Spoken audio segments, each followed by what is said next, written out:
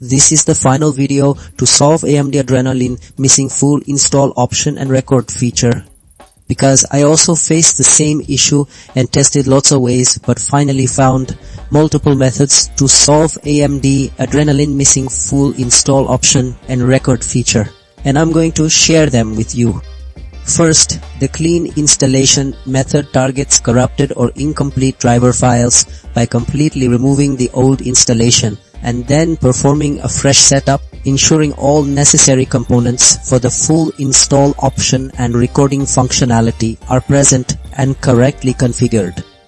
This addresses issues where previous updates or installations may have left behind conflicting or missing files that prevent these features from appearing.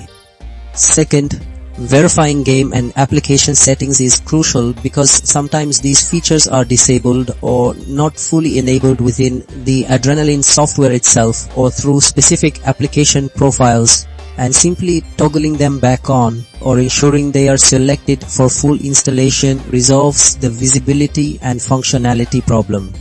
Third, checking for Windows updates and specific driver dependencies ensures that the operating system and any prerequisite software are up to date, as outdated system files or missing dependencies can interfere with the proper operation and installation of advanced driver features like the full install suite and the recording overlay.